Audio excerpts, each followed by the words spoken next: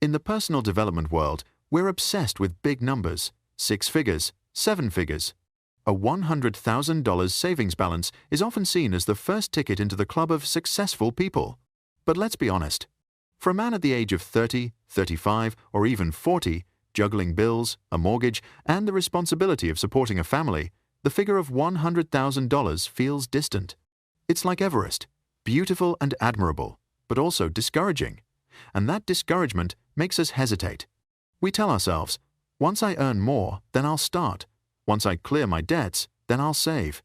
The harsh truth is, the biggest trap of the $100,000 dream is that it stops you from ever starting.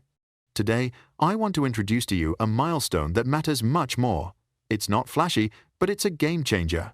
I call it the liberation point. And the number to reach that point isn't $100,000. It's $20,000. It might not sound impressive, I know. But the first $20,000 in your emergency savings is the firewall that separates a life driven by fear from a life guided by choice. It's the difference between defending and starting to go on the offense. In this video, we'll break down exactly why the $20,000 liberation point is the most important psychological milestone, why most people never reach it, and I'll give you a simple 4-step roadmap, nothing complicated, to help you build it. Why can't you ever save money? First, let's understand why we keep failing. The problem isn't your income. The problem is that most of us are trapped by 4 classic mistakes. We don't really know where our money goes. We have a vague feeling that we spend too much, but no concrete data. We wait until the end of the month, after we've spent everything, then look to see what's left to save. That's a failure recipe. We mix savings and spending money in the same account, making it far too easy to dip into savings when we spend. And lastly, the deadliest mistake, the mindset of, I'll save once I get rich. That's an endless loop that never ends. 4 simple steps to reach your first $20,000. If you want to break free from old financial loops and start building your own $20,000 freedom fund, here are 4 simple, practical steps you can begin today. Step 1. Become a financial detective for 30 days. Your task is straightforward. Write down every single expense, no matter how small. A coffee, a snack, that forgotten app subscription. Don't judge, don't try to change anything yet, just record it. Use a note-taking app, a notebook, or an Excel spreadsheet. Why is this important? Because it turns what's invisible into something visible. After 30 days, you won't just feel like you spend a lot, you'll know exactly where your money went. You'll likely be shocked by how much emotional spending, like spending on stress relief, instant pleasure, or simply keeping up with others, has quietly drained your finances. This step isn't about strict budgeting or cutting expenses drastically. It's about raising awareness. It lays the foundation for every change that follows. Step 2. Automate your success. Here's the golden rule. Pay yourself first. As soon as your paycheck arrives, set up an automatic transfer, at least 10% of your income, into a separate savings account, one that you don't touch. The power of automation lies in removing emotion and willpower from the equation. You won't need to remember to save. You won't have to battle the urge to spend. The system will do it for you. That money is tucked away before you even notice it. At first, 10% might feel like a stretch, but you'll be surprised how quickly you adapt. Over time, you'll learn to live comfortably on the remaining 90%. This isn't just saving, it's systematically building wealth. Step 3. Reallocate from emotional spending to strategic spending. After completing Step 1, you'll have a clear spending map. Now it's time to make some decisions. Look closely at expenses that don't provide long-term value. Pricey takeout meals because you didn't feel like cooking. The latest gadgets just to impress. Or subscriptions you barely use. These are emotional expenses. Your job isn't to eliminate them entirely, but to reallocate them wisely. Instead of spending $200 a month on takeout, invest that same amount in an online course that could boost your income.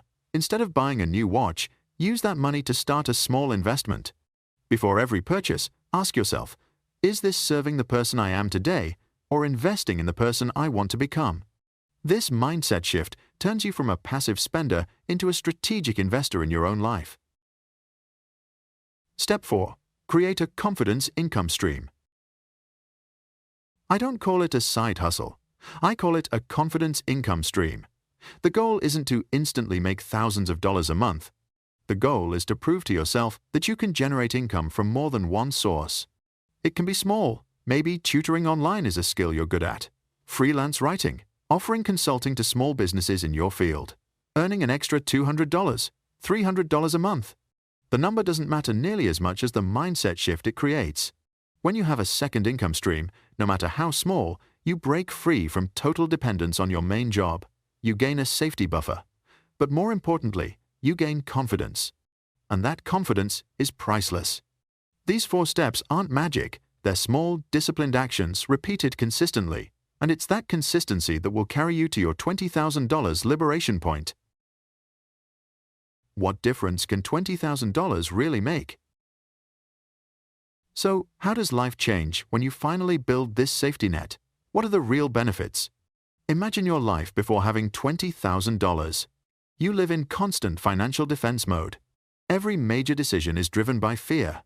You don't dare quit your job, even if you hate your boss, because you're scared of missing a bill. You say yes to bad projects because you need the money. You can't take a few months off to learn a new skill because the risk feels too high. Your life becomes one long reaction to outside pressure. You have no room to choose. Now, imagine life after reaching your liberation point. $20,000 won't let you retire, but it can buy you the most valuable thing, breathing room. It's enough to cover 4 to 6 months of living expenses. That means if you lose your job, you won't panic. You'll have time to calmly find something better. If your boss asks you to do something against your values, you can confidently say no, because you're not fully dependent. If a small business opportunity pops up, you can invest a little to try it, knowing failure won't bankrupt you. You can even take 2 months off to travel, reset, or study for a new certification that changes your career path. The biggest change isn't in your bank account, it's in your mindset. You stop making decisions from scarcity and fear and start making them from strategy and strength. You're no longer a servant to money. You start becoming its master. You gain the power to choose. And that is the true definition of freedom. So if you're staring at the $100,000 goal and feeling overwhelmed, pause. Shift your focus to something closer, more attainable, yet infinitely more powerful psychologically. Start building your $20,000 liberation point. It's not the final destination, but it is the most important starting line. It's where you stop living from fear and start living from choice. Don't wait. Don't make excuses. Begin with the first step. Track your spending tonight. The journey to financial freedom doesn't start with a giant leap. It starts with small, disciplined, consistent actions. Build your safety net, and from there, you can reach any peak you choose. If you found this video helpful and you're ready to take that first step, don't forget to like and subscribe. There are plenty more videos to come.